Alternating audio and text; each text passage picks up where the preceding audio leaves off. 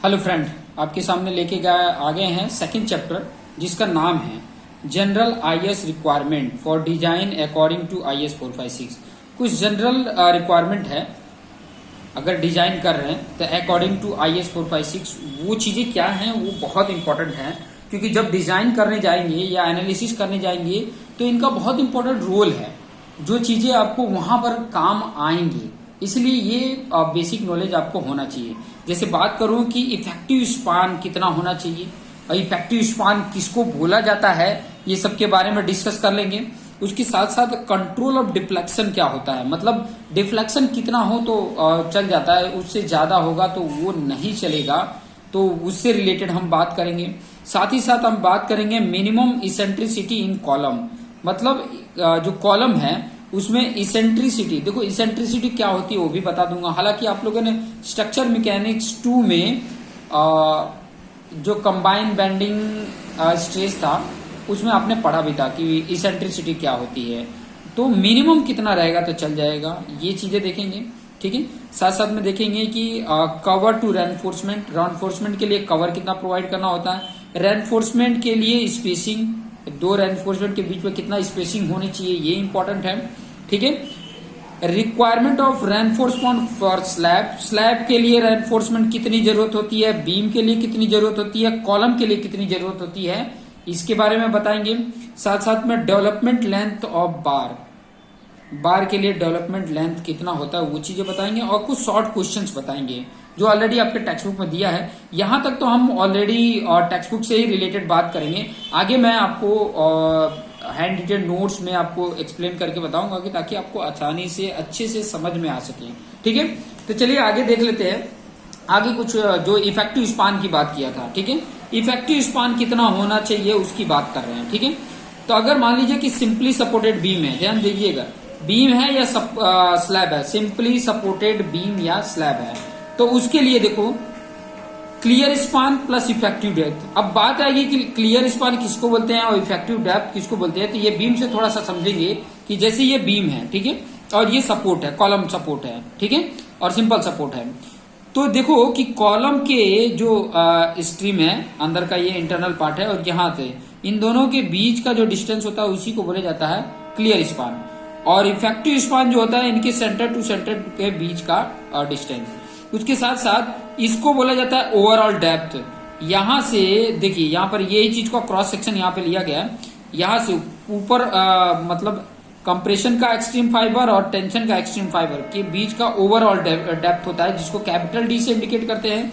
और ये रेनफोर्समेंट का सेंटर से, रेनफोर्समेंट के सेंटर से और ये एक्सट्रीम फाइबर तक का डिस्टेंस को जो स्मॉल डी से इंडिकेट करते हैं उसको बोला जाता है इफेक्टिव डेप्थ। तो वही चीज यहाँ पे बोला है कि clear span plus effective depth, ये क्लियर स्पान और ये स्मॉल डी का एडिशन, दूसरा बोला सेंटर टू सेंटर सपोर्ट, इन दोनों में से जो स्मॉल होगा वही होगा इफेक्टिव स्पान। इफेक्टिव स्पान देख रहे हो, सेंटर टू सेंटर डिस्टेंस है, ठीक है, तो इसमें या तो ये प्लस ये डी, इन दोनों में से जो स्मॉल होगा वही वैल्यू लिया जाएगा एलई के लिए। एलई जो है वही मेरा क्या है, इफेक्टिव स्पान है, जिसकी जरूरत पड़ती है आप जब डिजाइन करोगे तब। ठीक है, डिजाइन का ही पार्ट है कि स्पान हम रखेंगे तो कितना रख सकते हैं, तो ये इंपॉर्टेंट है। ये सिंपली सपोर्टेड के लिए। अगर आपका बीम, ध्यान से समझिएगा, अगर आपका बीम कैंटिलीवर बीम है, कंटिन्यूअस बीम है, तो उसके लिए क्या है, जैसे कंटिन्यूअस बीम है, कैसा है बीम, कंटिन्यूअस बीम या स्लैब है, तो उसके लिए क्या इंपॉर्टेंट पॉइंट है, उसके लिए एक और चीजें ध्यान में रखना पड़ेगा। पहला, विड्थ ऑफ सपोर्ट जो है वो लेस देन क्लियर स्पान अपन 1/12 हो। ध्यान देना कि पहले विड्थ ऑफ सपोर्ट भी ध्यान में रखना है, क्लियर स्पान जितना है उसका डिवाइड बाय 12 करो, और चेक करो कि विड्थ ऑफ जो सपोर्ट है, विड्थ ऑफ सपोर्ट यहाँ पर मैंने ऑलरेडी बताया, फिगर में आप समझ सकते हो। विड्थ ऑफ सपोर्ट मतलब ये सपोर्ट, ये देख रहे हैं ना, सामने से ये बीम है और सामने से ये सपोर्ट है कॉलम, ठीक है, उसका ये विड्थ, ठीक है, टी से इंडिकेट किया ना यहाँ पे, तो देखो टी इक्वल टू लिखा है विड्थ ऑफ सपोर्ट। तो ये जो विड्थ ऑफ सपोर्ट है और ये जो आपको स्मॉल बी आपको मैं बताऊं, ये वाला देखिए, ये इधर से अंदर से ऐसे होगा ना, ऐसे, तो ये वाला जो बी है ना, ये बी, उस बी को बोला है विड्थ ऑफ बीम। ये भी ध्यान रखना, विड्थ ऑफ सपोर्ट और विड्थ ऑफ बीम में थोड़ा कंफ्यूज ना होना, क्लियर आपको पता चलेगा। इसीलिए तो मैं बोलता हूँ सिर्फ ये वीडियो को भी देखोगे ना तो आपको बहुत सारे आइडिया मिलेंगे, क्योंकि बहुत सारा चीज क्राइटेरिया को लेके मैं आपको समझा रहा हूँ एक एक चीज को। तो पहले तो विड्थ ऑफ सपोर्ट देखोगे, ध्यान से समझना। विड्थ ऑफ सपोर्ट क्या होना चाहिए, क्लियर स्पान के डिवाइड बाय 12 करो तो उससे भी छोटा होना चाहिए। तब उसके लिए इफेक्टिव स्पान जो होगा वो जो पहले वाले मैंने बताया कि सेंटर टू सेंटर डिस्टेंस या clear span plus effective depth के अकॉर्डिंग ये चलेगा। बोला ना, एज पर एबो ए के अकॉर्डिंग ये चलेगा। क्लियर। सेकेंड अगर इंपॉर्टेंट पॉइंट इसी में देखोगे कि अगर विड्थ ऑफ सपोर्ट नहीं है 1/12 से ग्रेटर अगर है तो क्या करेंगे, तो विड्थ ऑफ सपोर्ट 6 या तो ये विड्थ ऑफ सपोर्ट 600 mm से ज्यादा है, तब उसके लिए इफेक्टिव स्पान कैसे ले सकते हैं, उसके लिए क्राइटेरिया बना है। समझ में आ रहा है। देखो क्लियर स्पान डिवाइड बाय 12 से अगर विड्थ ऑफ सपोर्ट कम है तब तो ये जो पहले मैंने बताया है इफेक्टिव स्पान वही होगा।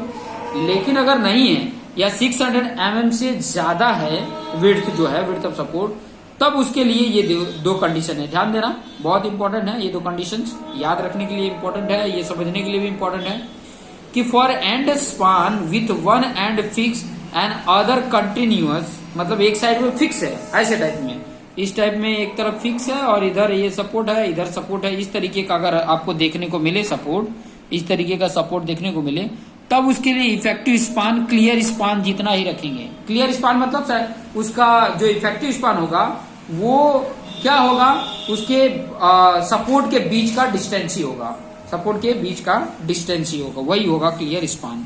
ठीक है, क्लियर स्पान जो उसका होगा वही वैल्यू होगी। Clear, effective span clear span जितना ही होगा। दूसरा, for and span with one and free and other is continuous, मतलब एक फ्री है और बाकी ऐसे इस तरीके का ऐसे करके है, तो उसके लिए क्लियर स्पान प्लस d/2 कर दोगे, वो इफेक्टिव स्पान हो जाएगा। ये clear span plus 1/2 width of the discontinuous support. Discontinuous support मतलब जो कंटिन्यूअस ना हो, ठीक है, उस सपोर्ट का विड्थ डिवाइड बाय 2 करना, क्लियर स्पान ऐड करना। इन दोनों में से ये भी एलई है और ये भी एलई है, तो इन दोनों में से जो स्मॉलर होगा वो एलई की वैल्यू कंसीडर करेंगे। क्लियर, पता चल गया होगा। आगे आ जाते हैं कैंटिलीवर बीम के लिए। अब यहाँ पे फिक्स बीम को नहीं लिया है, कैंटिलीवर बीम को देख लीजिए।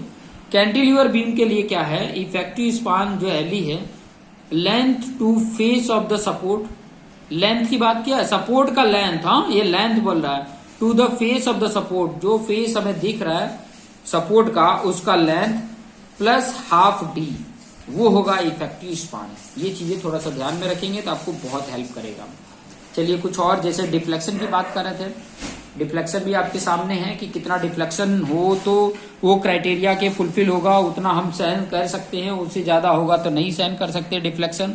तो क्या डिफ्लेक्शन बोल रहा है, ध्यान से समझेंगे। ये आपको मिल भी जाएगा IS 456/2000 पेज नंबर 37 में, क्लॉज 23.2 है। ठीक है, क्या बोला, deflection should be with in the following limit, इतने लिमिट तक चल जाएगा, उससे ज्यादा नहीं होगा, उससे ज्यादा होना नहीं चाहिए। देखिए क्या बोल रहा है, in horizontal member measure from the edge cast level support. ठीक है, जैसे कि हॉरिजॉन्टल मेंबर है तो जो चीजें आप हॉरिजॉन्टल मेंबर के लिए इफेक्टिव स्पान ही बता रहे थे, तो वही चीज बता रहा है कि डिफ्लेक्शन स्पान अपन 250 करोगे, उससे कम अगर डिफ्लेक्शन की वैल्यू आ रही है तो चलेगा। ठीक है, अगर हॉरिजॉन्टल मेंबर आफ्टर इरेक्शन मतलब निर्माण होने के बाद पार्टीशन या एप्लीकेशन ऑफ फिनिशिंग जो आ रहा है उसमें जो स्पान अपन 350 करते हो तो डिफ्लेक्शन जो आता है कम होना चाहिए, या 20 mm से कम होना चाहिए deflection. Deflection should not exceed smaller of 2 value, इन दोनों में से जो स्मॉल आता है उससे ज्यादा नहीं होना चाहिए, ये ध्यान में रखना। डिफ्लेक्शन इन दोनों में से स्मॉल, चाहे ये स्मॉल चाहे ये वैल्यू से स्मॉल आ रहा है, उससे ज्यादा वैल्यू नहीं होना चाहिए डिफ्लेक्शन का। तो ये है और डिफ्लेक्शन कंट्रोल की वैल्यू। ठीक है, और कुछ इंपॉर्टेंट पॉइंट देख लेते हैं इसी में। बात ये जो हो रही है कि span effective depth ratio for span up to 10 metre, span 10 metre तक हो तो उसके लिए स्पान और डिवाइड बाय इफेक्टिव डेप्थ जो स्पान है, ठीक है, स्पान अगर 10 मीटर का है या उससे कम है, 8 मीटर है, divide by effective depth small D, इसको स्मॉल डी बोलते हैं। ठीक है, जब रेशियो निकाल रहे हैं तो कैंटिलीवर के लिए 7 होना चाहिए। ठीक है, ध्यान रहे, सिंपली सपोर्टेड है तो 20 तक चलेगा और कंटिन्यूअस के लिए 26 तक। ये क्राइटेरिया के अकॉर्डिंग हम चलेंगे, ठीक है। तो इसको बेस को लेके हम डिजाइन करेंगे। और कुछ जैसे ए बी पॉइंट इसी में बोला है, बी पॉइंट क्या बोला, फॉर स्पान अबाउट 10 मीटर, मान लो 10 मीटर से ज्यादा हुआ स्पान, ठीक है, ये 10 मीटर के लिए था, ये 10 मीटर से ज्यादा के लिए हुआ, तो value in a may be multiple by 10 upon span in metre, ठीक है। 10 अपॉन स्पान के साथ मल्टीप्लीकेशन करना है। 10 अपॉन स्पान जो होगा स्पान, ठीक है, उससे ऊपर जो होगा 10 मीटर से ऊपर है तो 10 से अपन स्पान की जो भी वैल्यू होगी 10 से ज्यादा 11 होगा, 12 होगा, 13 होगा, 20 होगा, तो ये क्या करेंगे उस वैल्यू में मल्टीपल करेंगे, ठीक है। ये इतना क्या कर देंगे, मल्टीप्लाइड कर देंगे, जो ए की वैल्यू है, समझ में आया ना, ए की वैल्यू जो आ रहा है उसको मल्टीप्लाई कर देंगे। जैसे मान लो कि 11 हुआ, 10 से ज्यादा है तो 10 अपॉन 11 इंटू कैंटिलीवर के लिए तो 7 का मल्टीप्लीकेशन कर दो। अगर वही चीज मैं बोल रहा हूँ कि अगर मान लो 20 है तो 10 अपॉन 20 और सिंपली सपोर्टर के लिए तो 20 से मल्टीप्लीकेशन कर दो। That is the span effective depth ratio मिल जाएगा। क्राइटेरिया यहाँ पे और कुछ और भी बोला है, जैसे सी पॉइंट देखेंगे, depending upon the area and the stress of steel for tension reinforcement the value A और बी, ये जो ए और बी है shall be modified by multiplying with the modification factor, modification के साथ वो मल्टीप्लीकेशन होगा। और वो मॉडिफिकेशन फैक्टर जो मिलेगा वो कहां से मिलेगा, पेज नंबर 38 फिगर नंबर 4 में मिलेगा, IS 456/2000 पेज नंबर 38 पे, क्लियर। वहां से जो मॉडिफिकेशन फैक्टर मिलेगा उसके साथ हम मल्टीप्लाई करेंगे जो ए और बी की वैल्यू आ रही है उसमें, ठीक है, ये भी करना पड़ेगा। दूसरा बोला depending upon the area of compression reinforcement, area जो कंप्रेशन रेनफोर्समेंट आएगा, जैसे डब्ल्यू रेनफोर्समेंट में आपको आएगा WRC बीम में कि कंप्रेशन में भी रेनफोर्समेंट का एरिया आता है। अगर the value of L/D ratio be further modification bye multiplying with the modification vector, ये आपको फिगर 5 में मिलेगा, IS 456/2000, ठीक है। और ई पॉइंट वो ये कह रहा है कि टी बीम हो चाहे एल बीम हो, द वैल्यू ए और बी मॉडिफाई एज फिगर 6 में इसका मॉडिफिकेशन फैक्टर है, ठीक है, उससे हमें आपको मिलेगा पीटी की वैल्यू। और ये यूज करना है फिगर 4 और 5 के कोड में, should be based on area equal to BF into t के लिए। तो ये न्यूमेरिकल में भी आपको करते करते आपको आइडिया मिल जाएगा कि ये जो बातें मैं कह रहा हूँ किस तरीके से वो काम हो रहा है, किस तरीके से वो मिल रहा है, कि ताकि आपको अच्छे से समझ में आ सके, ठीक है। चलिए इसेंट्रिसिटी की बात कर लेते हैं, इसेंट्रिसिटी। और लास्ट में जब शॉर्ट क्वेश्चन बताऊंगा ना तो आपको आइडिया मिलेगा कि ऐसे शॉर्ट क्वेश्चन 2 मार्क्स में पूछे जा सकते हैं। जो आपके एग्जाम में 10 मार्क्स के क्वेश्चन पूछे जाते हैं तो उसमें जो 2 मार्क्स के क्वेश्चन होते हैं यहीं से उठा के दे दिए गए रहते हैं। और यही चीजों को अगर आप प्रैक्टिस में लाए होंगे तो आप आसानी से सॉल्व कर सकते हैं। जैसे यहाँ पे देख सकते हैं मिनिमम इसेंट्रिसिटी इन कॉलम, जो कॉलम है उसमें मिनिमम इसेंट्रिसिटी कितनी होनी चाहिए, ठीक है। तो तीसरा पॉइंट ये लेके चल रहा है, दूसरे चैप्टर का तीसरा पॉइंट लेकर चल रहे हैं कि मिनिमम इसेंट्रिसिटी, इसके लिए भी क्राइटेरिया दिया है as per IS 456 page number 42 clause 25.4 में आप देखेंगे 42 में ये दिया है IS 456 2000 है, ठीक है। पेज नंबर 42 में देखेंगे तो क्राइटेरिया दिया हुआ कि सभी कॉलम के लिए मिनिमम इसेंट्रिसिटी कितनी होनी चाहिए। Unsupported length of column, unsupported length of column मतलब जो सपोर्टेड नहीं है, divide by 500 plus lateral dimension divide by 30, ठीक है। एल आपको पता ही है, एल क्या है, unsupported length of column divide by 500 करना, प्लस ये डी ओवरऑल डेप्थ जो होता है, लेटरल डायमेंशन भी बोला जाता है, डिवाइड बाय 30 करना। ये जो वैल्यू आ रही है वो मिनिमम इसेंट्रिसिटी होगी, ठीक है। Minimum subjected to a minimum of 20 mm, 20 mm तक होना चाहिए, उससे ज्यादा नहीं होना चाहिए, ध्यान में रखना। 20 mm तक मैक्सिमम, उससे ज्यादा नहीं होना चाहिए। 20 mm मतलब 2 सेंटीमीटर, 2 सेंटीमीटर मतलब इतना, देख सकते हो इतना होगा, इतना, ठीक है। आप मेजर करने जाओ तो इतना ही होगा 2 सेंटीमीटर, ये चीजें देख लो। अब बात आती है कवर ऑफ रेनफोर्समेंट, ठीक है। बहुत सारे इसमें जुड़ी हुई पॉइंट है जो आपको काफी बेसिक चीजें नॉलेज दे सकती है, और आपके अगर एक्सटर्नल वाइवा हो रहा है तो उसमें भी काफी हेल्प कर सकता है, बहुत सारी चीजों में ये हेल्प कर सकता है। तो कैसे हेल्प करेगा वो भी देख सकते हैं। कवर टू रेनफोर्समेंट की बात करें, the main purpose of providing cover to steel reinforcement to protect steel from corrosion, corrosion से बचाने के लिए मेन इसका पर्पज है, ध्यान देना, स्टील का प्रोटेक्शन करने के लिए हम कवर प्रोवाइड करते हैं। अब प्रोटेक्शन किस पर्पज के लिए होता है? प्रोटेक्शन कोरोजन ना हो जाए, कोरोजन मतलब जंग ना लग जाए, ये जंग लगने न दे, इस प्रोटेक्शन को ध्यान में रख के हम कवर प्रोवाइड करते हैं। कवर किसका होगा? कंक्रीट का ही होगा, कंक्रीट के अंदर ही स्टील लगा रहेगा ना अंदर, ये तो आपको पता ही है। बाहर स्टील नहीं दिखना चाहिए, स्टील बाहर दिखेगा तो मॉइस्चर आएगा, मॉइस्चर की वजह से जंग लगेगा, जंग लगेगा तो उसकी स्ट्रेंथ धीरे धीरे कम होती जाएगी, वो बुरादा बन के नीचे गिरता जाएगा, उसका जो डायमीटर था पहले वो उसके कंपेरिजन में छोटा हो जाता है। कभी डिमोलिश होते हुए कोई स्ट्रक्चर देखो तो उसके अंदर का स्टील देखोगे ना, तो पहले जो यूज किया होगा उसके कंपेरिजन बहुत छोटा हो गया, पतला हो गया होगा। तो रीजन होता है धीरे धीरे, वो काफी लंबे के समय तक वो कोरोजन उसमें आया होगा, लेकिन बाहर आएगा तो बहुत जल्दी आ जाएगा, इसलिए कवर प्रोवाइड करने पड़ते हैं। तो cover to reinforcement can be indicated by two way, दो तरीके से हम कवर प्रोवाइड करते हैं। देखिए ध्यान से देखिए, एक तो नॉमिनल कवर होता है जिसको क्लियर कवर बोला जाता है, अभी आपको समझा देंगे, आपको आसानी से समझ में आ जाएगा। नॉमिनल कवर क्लियर कवर एक ही होता है, दूसरा होता है इफेक्टिव कवर। देखो ये नॉमिनल कवर होता है ना कि स्टील के बाद जो कवर प्रोवाइड किया जाता है वो नॉमिनल कवर, और स्टील के आधे से लेके और वो जितना बाहर तक एक्सट्रीम फाइबर रहता है उसको बोला जाता है इफेक्टिव कवर। ठीक है, तो नॉमिनल कवर के बारे में थोड़ा बता देते हैं, आपको फिगर से भी समझा देंगे तो आपको और आइडिया मिल जाएगा। देखिए ध्यान से, नॉमिनल कवर क्लियर कवर क्या बोला? The thickness of concrete from the surface of reinforcement बार। देखो ध्यान से देखो, रेनफोर्समेंट जो बार यूज किया हुआ है उसकी सरफेस से, ठीक है, और to the nearest edge of concrete is called as a nominal cover या क्लियर कवर। क्लियर हो गया होगा? जैसे कि मैं यहीं पे आपको ड्रॉ करके बताऊं, ये सेक्शन ले रहा हूं मैं, ठीक है। अब बीम जो होता है, बीम का एक पार्ट कट किया और ऐसे स्टील होगा, ठीक है। तो स्टील का ये जो एंड है और इसका ये जो एंड है, ये बीच का थिकनेस जो होता है ना, इसी को बोला जाता है नॉमिनल कवर या क्लियर कवर। क्लियर? ठीक है। अब आ जाते हैं इफेक्टिव कवर क्या है, ठीक है। देख सकते हैं इफेक्टिव कवर क्या है, उसके बारे में भी समझ लेते हैं इफेक्टिव कवर के, ठीक है। तो क्या बोल रहा है इफेक्टिव कवर? इफेक्टिव कवर ये बोल रहा है the thickness of concrete from the centre of bar to the nearest edge of the concrete is called effective cover. ध्यान से दोगे, थिकनेस कहां से बोल रहा है? Concrete from the centre of the bar, bar का centre to the nearest edge of the concrete is called edge effective cover. मतलब ये फिगर आपको दिख रहा है, इसके ये सेंटर, इसका सेंटर से आधा से लिए और इसका एज के लास्ट, इनके बीच का ये डिस्टेंस है, इसी को बोला जाता है इफेक्टिव कवर। और ये इसके एक्सट्रीम फाइबर से, यहाँ पे देखेंगे इसकी स्टील बार के एंड और इसका एज का ये एंड, इनके बीच का डिस्टेंस को बोला जाता है क्लियर कवर या नॉमिनल कवर। क्लियर हो गया?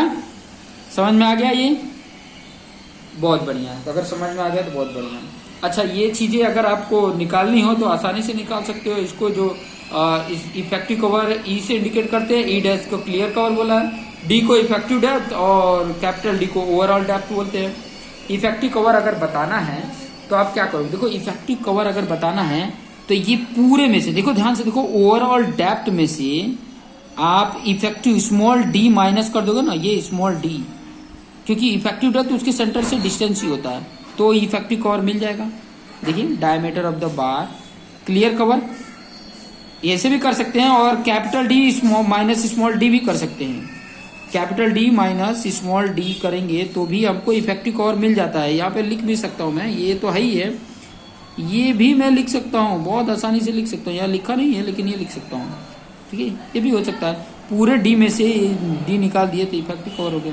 अब प्लस ये भी clear cover plus diameter of bar divide by 2 कर सकते हो, ई dash plus diameter of divide by 2 कर सकते हैं।